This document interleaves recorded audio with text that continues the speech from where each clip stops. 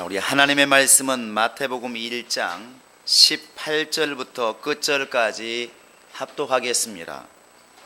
마태복음 1장 18절로 끝절입니다. 시작. 예수 그리스도의 나심은 이러하니라.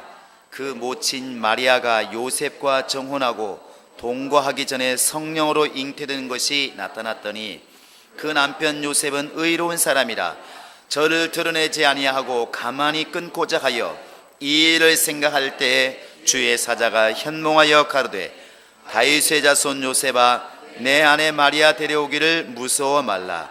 저에게 잉태된 자는 성령으로 된 것이라. 아들을 낳으리니 이름을 예수라 하라. 이는 그가 저희 백성을 저희 주에서 구원할 자이심이라 하니라.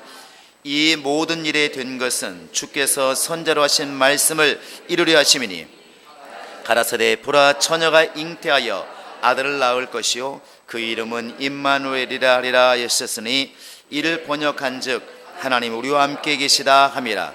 요셉이 잠을 깨어 일어나서 주의 사자의 분부대로 행하여 그 아내를 데려왔으나 아들을 낳기까지 동침치 아니하더니 나음의 이름을 예수라 하니라.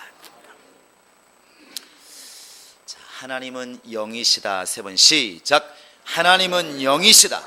하나님은 영이시다. 하나님은 영이시다. 성경이 우리에게 계속 일러주고 있는 바는 하나님은 영이시라는 것입니다. 그래서 요한복음 4장 24절에서도 하나님은 영이시니 예배하는 자가 신령과 진정으로 이렇게 예배할지니라 이렇게 우리에게 말씀하고 있고, 하나님은 영이시기 때문에 하나님의 관심도 결국에는 영적인 것에 관심이 있고, 하나님은 영이시기 때문에 하나님이 하시는 그 일 자체가 이미 영적인 일입니다. 하나님이 우리에게 인간에게 영을 불어넣으신 것도 영이신 하나님이 우리 인간과 교통하고 또 인간을 쓰시기 위해서는 결국 우리 스스로가 인간이 바로 영적 존재가 되지 않으면 절대로 하나님과 교통할 만한 능력이 없다는 것이죠. 우리가 이렇게 서로 전화를 하더라도 나도 가지고 있고 너도 전화기를 가지고 있어야 우리가 통화가 되는 것처럼 하나님은 영이신데 만약에 우리 인간이 영이 없다면 무슨 수로 교통하고 무슨 수로 소통하겠냐는 것입니다.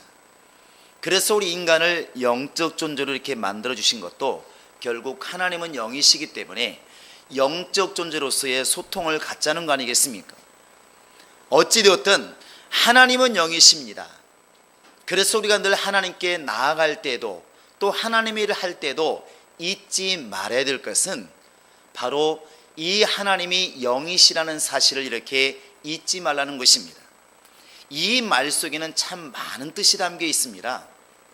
우리가 늘 많이 듣는 말, 하나님은 외모를 보시지 않고 우리 중심을 보신다 하는 것도, 만약에 하나님이 육체라고 한다면 사람의 볼 때도 육체가 보이겠지만 하나님은 영이시기 때문에 사람의 이렇게 영이 보인다는 것이죠.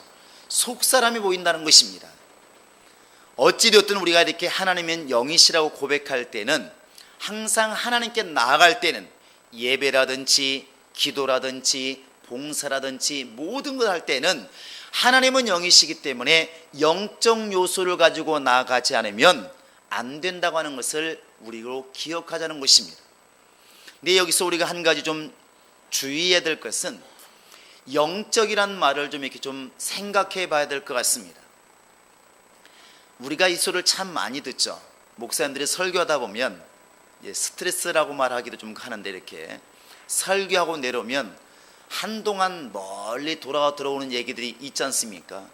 목사님은 영적이지 않다고, 특별히 설교가 영적이지 않다고 이런 소리를 이제 많이 듣는다고 하죠. 저는 목사니까 목사 말들을 많이 듣는 것입니다. 아마 집사님들도 간혹가다 이런 소리를 듣기도 하고 또 말하기도 했을 것입니다. 근데 그 얘기를 가만히 들어보면 왜 영적이지 않는가 이렇게 들어보면 그 판단 기준이 뭐냐면, 세상 일을 말하면 영적이지 않다 이렇게 말하는 것 같아요. 그래서 설교 중에서 이렇게 심오한 것처럼 보이는 그래서 하나님의 뜻, 하나님의 의도, 막 영적인 천사들 이런 얘기를 하면은 굉장히 신령해 보이고, 그렇게 하나님을 아는 사람이 행동해야 될 것에 대해서 말하면 신령해 보이지 않는 것이죠. 예수 믿는 사람은 나가서 이웃들에게 잘 보여야 됩니다. 부모님에게 잘해야 됩니다. 거짓말하면 안 되고, 욕하면 안 되고, 표정도 좀 잘 지으시기 바랍니다. 싸울 일 있으면 싸우지 마시고, 혹시 여러분 사장이 안 믿는 사람이라 할지라도 여러분 예수 믿는 사람으로서 그냥 웃으면서 충성을 다하시기 바랍니다. 이렇게 말하면, 이런 설교를 하면은 우리 목사님은 왜 이상하게 신령한 얘기는 안 하고 저렇게 회사 얘기, 집안 이야기, 사람 이야기만 할까? 그것을 한마디로 말하면 영적이지 않다, 이렇게 이제 말하는 걸 많이 들었습니다. 여러분, 우리 착각하지 말아야 됩니다. 영적이란 말이 그 판단 기준이 장소가 되어서는 절대로 안 되고 육체가 되어서는 안 된다는 것입니다. 그렇게 판단하다 보니까 교회 안에서 이루어지는 건 다 영적이고 회사 가서 이루어지는 것은 다 육신적인 것이라는 판단을 이렇게 갖고 있다는 것입니다. 잘못 판단하고 있는 것이죠. 그래서 그렇게 교육받고 그렇게 알고 있는 사람이 세상에 나가서 안 믿는 사장을 섬길 때에 너무나 무시하고 너무나 함부로 하고 회사에 대해서 너무나 등한히 한다는 것입니다. 회사는 망하든 말든 오히려 망한다고 그러면 잘 됐다고 말하죠. 불신자 회사는 다 망해야 돼, 이런 무서운 결과가 초래되는 것입니다. 그런 식으로 말하면 우리가 이미 금요일 날도 철학 때 말씀드렸지 않습니까? 요셉이라는 사람이 뭐라고 기도하겠습니까? 하나님, 내 상관인 저 보디바리 집이 망하게 하소서, 애굽이 망하게 하소서, 이렇게 기도해야 맞지 않겠습니까? 성경은 그렇게 말하고 있지 않다고요. 설사 내 상관이 보디발이고 애국 사람이라 할지라도, 안 믿는 사람이라 할지라도 하나님 나를 보내셨다는 것을 알고 충성을 다하는 게 우리 성경적이지, 그렇게 안 믿는 상관이라고 함부로 하라는 얘기가 어디 있습니까? 영적인 것과 육신적인 것들 갖다가 잘못 생각하니까 이런 오류가 생기는 것입니다. 우리 행복한 교인들은 그리 안 되기를 바랍니다. 그러면 영적인 게 정말 뭘까? 교회 안에서도 우리가 말할 때 그러면 부모를 잘 섬겨라, 형제들에게 잘해라, 동료들에게 잘해라, 불신자 형제라 할지라도 함부로 하지 말아라, 이런 말을 가르치면 육신적인 것이고, 천사는 어떻습니다, 이런 얘기하면 신령한 사람일까? 성경은 그렇게 기준을 삼고 있지를 않다는 것입니다. 우리 한번 예수의 말씀을 들어보겠습니다. 자, 요한복음 3장을 보시겠습니다. 3장 5절 6절 한번 읽어보시겠습니다. 시작. 예수께서 대답하시되 진실로 진실로 내게 이르노니 사람이 물과 성령으로 나지 아니하면 하나님 나라에 들어갈 수 없느니라. 육으로 난 것은 육이요 성령으로 난 것은 영이니. 이미 6절에 답이 나와 있습니다. 성령으로 난 것만이 영이라는 것입니다. 영적인 게 무엇이냐? 성령으로 이루어진 것이 바로 영적인 것이고, 성령으로 말미암고 성령으로 진행되는 것이 비로소 영적이라는 사실입니다. 그래서 누가 영적이냐 물었을 때는 바로 성령으로 행하고 있느냐, 성령으로 난 사람이냐, 그 사람이 영적 사람이냐, 성령으로 난 사람이냐 하는 질문과 같다는 것입니다. 성령으로 행하고 있지 않으면 아무리 교회 안에서 일을 하고 있어도 그건 이미 육신적인 사람이라는 것이죠. 우리는 이 생각부터 지금 고쳐나가야 될 것 같습니다. 누군가가 교회 안에서 일을 하면 다 영적일까? 그렇게 말하면 교회 안에서 경비를 쓰고 교회 안에서 청소하는 분들은 교회에서 굉장히 오래 삽니다. 그게 과연 영적이라 말할 수 있을까? 아니라는 것이죠. 성령으로 행하여야만이, 성령으로 충만해야만이, 성령으로 지금 살고 있어야만이 그 사람이 영적 생활을 하고 있다고 그렇게 말할 수가 있다는 것이죠. 이렇게 우리가 성경을 딱 보면은 예배가 딱 보이지 않습니까? 예배를 누가 성공하는 사람일까? 신령함으로 예배하는 사람이 성공하는 사람이다. 신령이 무엇입니까? 성령을 따라 예배하는 사람이, 그 사람이 예배에 성공하는 사람이에요. 내 영혼아 성령으로 예배하자. 시작. 내 영혼아 성령으로 예배하자. 내 영혼아 성령으로 예배하자. 그래서 성경이 끊임없이 우리에게 당부하는 게 뭐냐면 성령으로 살라는 것입니다. 에베소 6장 18절에도 성령 안에서 무시로 기도하고 전도로 나갈 때도 사람이 열심히 아니라 무슨 말 할까 염려하지 말고 나가라. 그때 너에게 하실 말씀을 주시니 성령이 너희에게 하실 말씀을 주시리라. 이게 무슨 말입니까? 성령을 힘입고 나가라는 거 아니겠습니까? 성령을 힘입고 나가라. 성령의 말하게 하심을 따라 방언을 말하고 성령이 주시는 은사를 따라 은사를 행하고, 그러니까 성령은 끊임없이 성령으로 살려고 이렇게 당부하고 있습니다.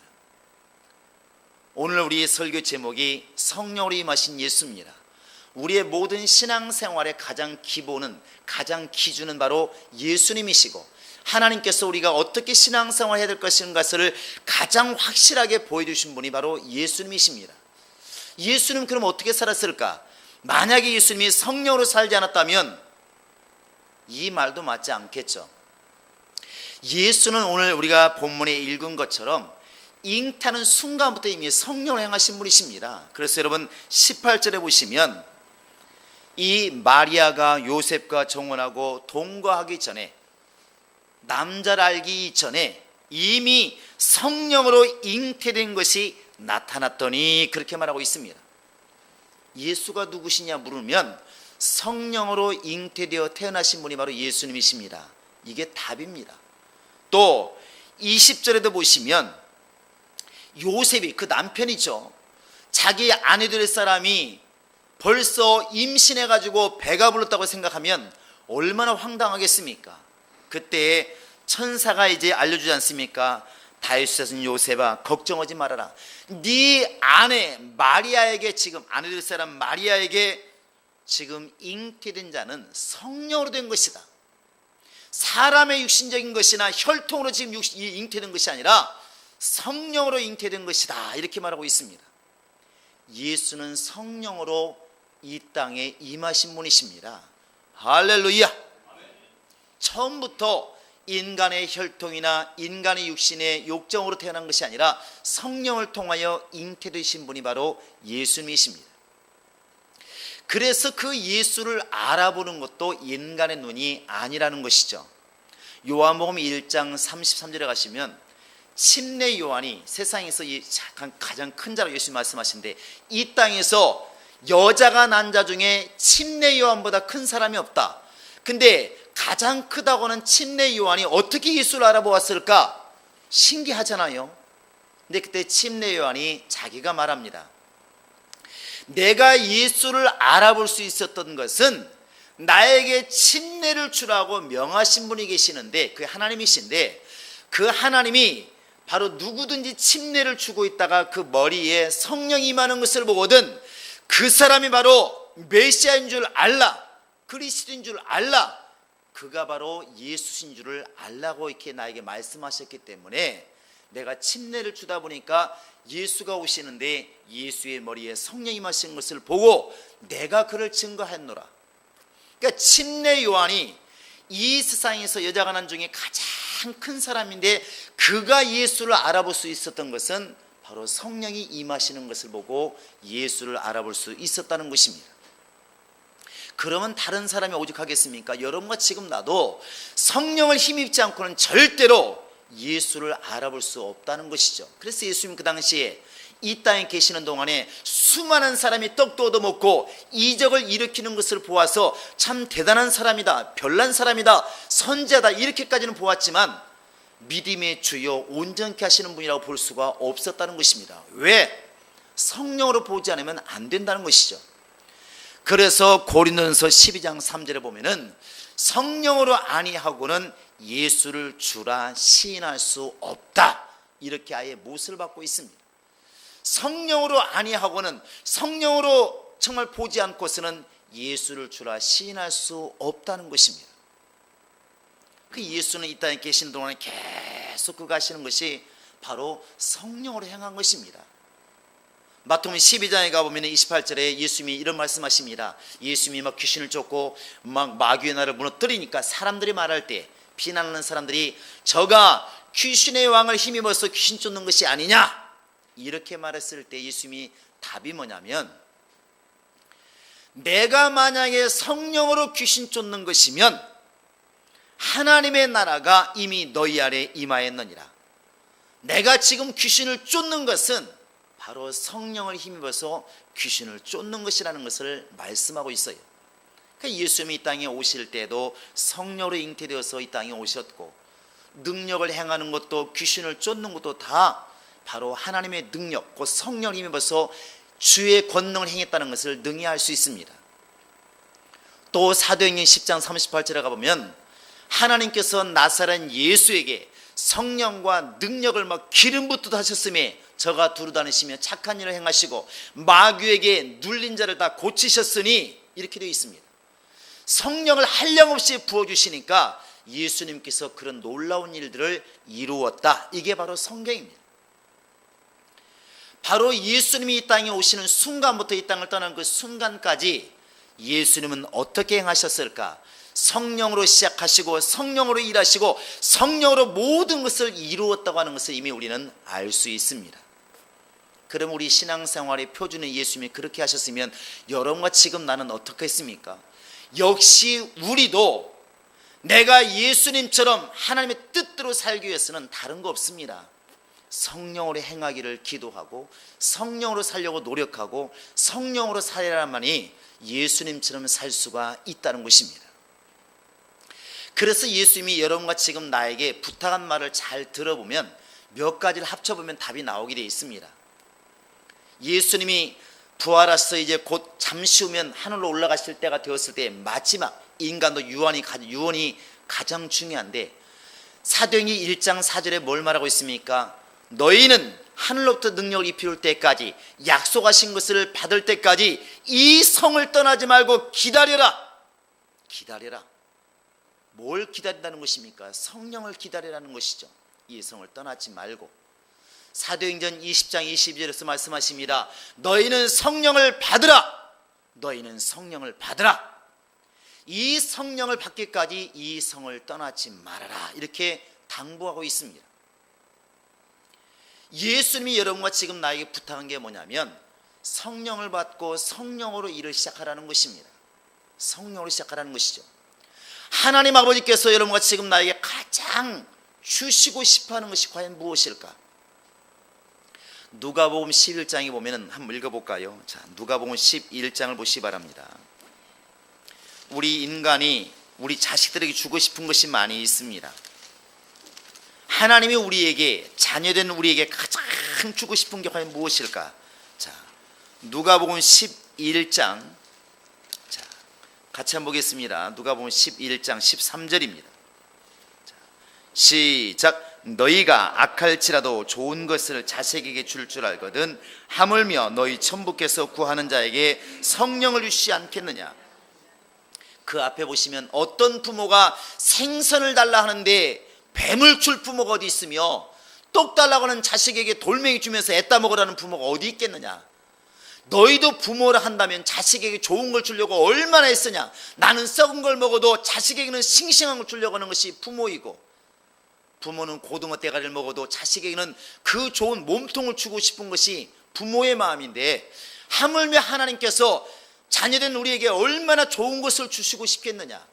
근데 그 좋은 게 무엇이냐? 바로 성령이라는 것이죠. 하나님이 여러분과 지금 나에게 가장 좋은 것을 주시고 싶은 게 무엇이냐 묻는다면 바로 성령이라고 대답하신다는 것입니다. 우리 한번 사도행전 2장을 보시기 바랍니다. 사도행전 2장 한번 17절을 읽어보시겠습니다. 18절까지. 자, 17절 18절입니다. 시작. 하나님이 가라사대 말세 내가 내 영으로 모든 육체에 부어주리니 너희의 자녀들은 예언할 것이요 너희의 젊은이들은 환상을 보고 너희 늙은이들은 꿈을 꾸리라. 그때 내가 내 영으로 내 남종과 여종들에게 부어주리니 저희가 예언할 것이요. 하나님이 이미 요엘 선지자를 통해 말씀하셨어요. 말세가 되면 내가 내 영으로 내 남종과 여종에게 부어주리니, 이미 하나님이 우리에게 성령을 주시고자 하는 것은 하나님의 뜻이었다는 것입니다. 하나님이 지금 가장 우리에게 원하시는 것, 우리 인간이 가장 가졌으면 하는 것, 그것이 있다면 그게 바로 성령이라는 것입니다. 왜 이렇게 하나님께서는 성령을 주시기를 원하실까? 왜 예수님께서는 성령 받기 전까지는 이 성을 떠나지 말고 여기서 기다리라고 말씀하셨을까? 왜 성령을 받으라고 그렇게 우리에게 당부하고 계실까? 우리가 하나님의 뜻대로, 하나님의 생각, 하나님의 원대로, 주님의 하나님의 의도, 이런 말을 많이 하는데, 이런 말 속에는 무슨 뜻이 담겨 있냐면 하나님의 사정을 알아야 이게 전제 조건이에요. 그러니까 내가 부모 얘기할 때 효도하고 싶은데, 효도하려고 해도 부모 마음 모르면 어떻게 효도하겠습니까? 천국에서 막 전화가 옵니다. 자, 이게 효도에 대한 예화가 참 많이 있는데, 그런 예화가 있잖아요. 아랫마을과 윗마을에 이렇게 두 건강한 청년이 있는데, 아랫마을에 있는 자녀는 항상 효도상을 받습니다. 윗마을에 사는 자식은 항상 상을 못 받아요. 열받는 거죠. 근데 못하느냐? 그건 아닙니다. 윗마을의 자식은 항상 사냥해서 이렇게 고기도 막 늘 부모님께 대절하고, 부모님께 용돈 주면서 가만히 있지 말고 가서 영화도 보고 오세요, 여행도 다녀오세요, 항상 그래요. 근데 항상 자기는 자기만큼 잘하는 사람이 없다고 생각하는데, 항상 효도상은 아랫마을에 있는 청년이 받는 것이죠. 너무 열받아서 한번 도대체 가보자, 얼마나 용돈을 많이 주는지, 얼마나 잘하는지. 그래서 가봤다는 거 아니겠습니까? 가서 봤더니 부모님이 그 청년의 발을 씻기고 있는 거예요. 좋으냐? 예, 엄마 너무 좋아요. 그러니까 이 청년이 열받아가 집에 와서 나쁜 놈의 자식이라고, 내가 보니까 심사할 때만 잘 보이고 평소에는 부모를 부려먹는 것 같다고. 너무 열받아서 그러니까 나중에 부모가 와서 알아보니까 그게 아니라, 그 아랫마을에 사는 청년은 부모님이 좋아하는 일을 그냥 다 내비두게 하시는 것이죠. 그러니까 부모가 너무 자식을 사랑하니까, 야, 내가 너 발 좀 씻겨주고 싶다 그러면 씻겨주세요. 엄마가 씻겨주니까 너무 좋아. 나긴 먹기 싫어도 부모님 맛있는 거 해서 주는 것이죠. 청년하고 부모하고는 마음이, 입맛도 다릅니다. 그런데 어머니가 맛있는 거 만들어 주는데 자식이 볼 때는 맛이 없어도 엄마가 만들어 주니까 너무 좋아. 그러니까 엄마 마음대로 다 하는 것이죠. 그러니까 남이 볼 때는 저런 후레 자식이 어디 있는가, 어떻게 부모 발을 씻겨줘야지 지가 어떻게 정말 발을 씻김당하는가 했는데, 나중에 알고 보니까 비결이 거기 있었다는 것입니다. 윗마을의 자식은 자기 생각대로 부모를 섬겼던 것이고, 아랫마을의 청년은 부모 생각대로 부모를 섬겼던 것입니다. 여러분, 부모가 되어보면 어떤 게 효자라는 게 금방 보여요. 우리 학생들이 지금 뭔 소리인지 모를 겁니다. 너희들도 애를 낳아보면 알 거예요. 이 말하면 웃는 것은 어른들이에요. 맞아. 그러니까 속색이는 딸을 낳으면 그런 말 하지 않습니까? 너도 반드시 시집가서 딸을 낳아라. 그래서 똑같은 딸을 낳아서 똑같은 일을 겪어보고 그때 나를 찾아와라. 그게 부모 마음이죠. 근데 여러분, 두 가지 비유를 극렬하게 들어보면 답이 딱 나오지 않습니까? 왜 하나님께서 우리 인간이 조금 가르치면 모릅니까? 열심히 예배해야 되는 것, 열심히 기도해야 되는 것, 열심히 전도해야 되는 것, 이건 누가 모릅니까? 하나님이 원하시는 것은 그렇게 내 열심, 내 마음 가지고 섬기기를 원하는 것이 아니더라는 것이죠. 왜 예수님께서는 태어난 순간부터 성령으로 행하시고 성령으로만 사셨을까? 왜 그가 마지막 부탁하시는 순간까지 마지막 부탁이 성령을 기다려라, 성령을 회방하지 말아라, 성령을 거역하지 말아라, 왜 성령 충만하라고 말씀하셨을까? 여러분, 고린도전서 2장을 보시면 답이 나옵니다. 자, 고린도전서 2장입니다. 우리 한번 10절 11절을 읽어보실까요? 자, 시작. 오직 하나님이 성령으로 이것을 우리에게 보이셨으니 성령은 모든 것 곧 하나님의 깊은 것이라도 통달하시느니라. 사람의 사정을 사람의 속에 있는 영 외에는 누가 알리요? 이와 같이 하나님의 사정도 하나님의 영 외에는 아무도 알지 못하느니라.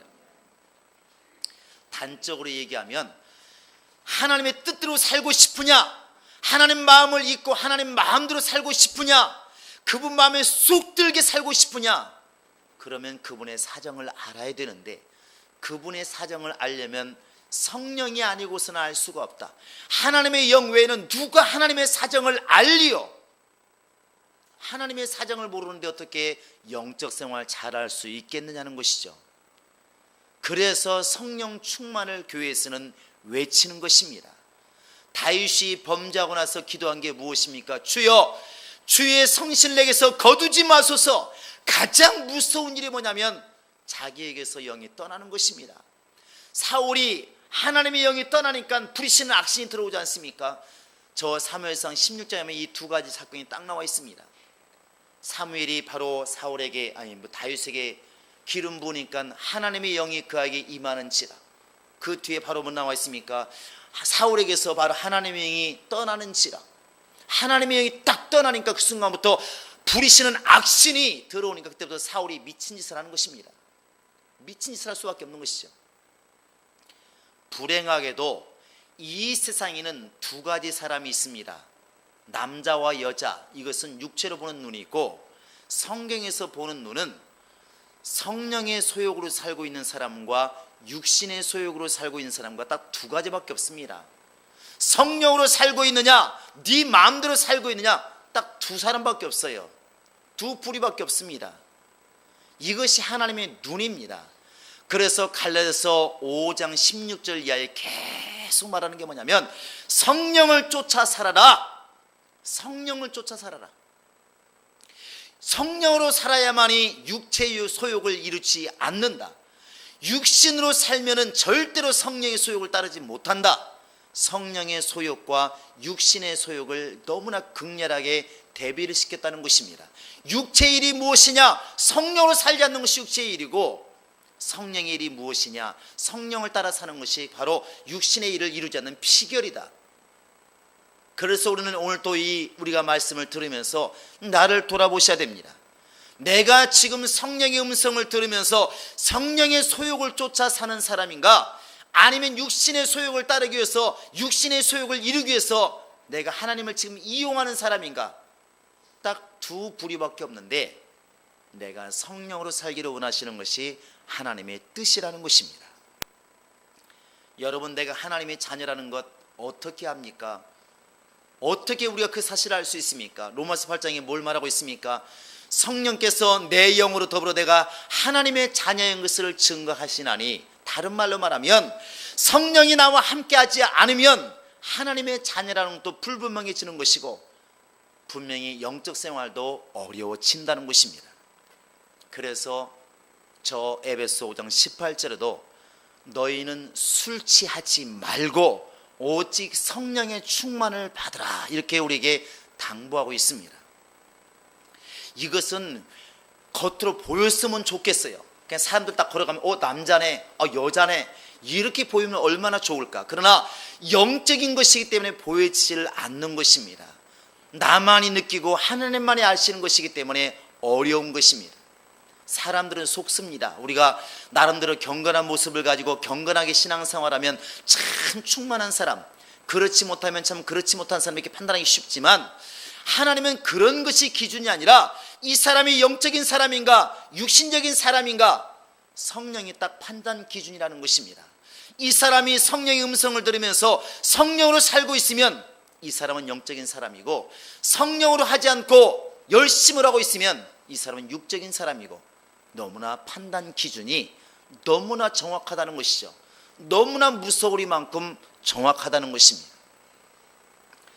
여러분, 그래서 우리는 오늘 또 우리 스스로를 정말 째치질하고 내몰아야 됩니다.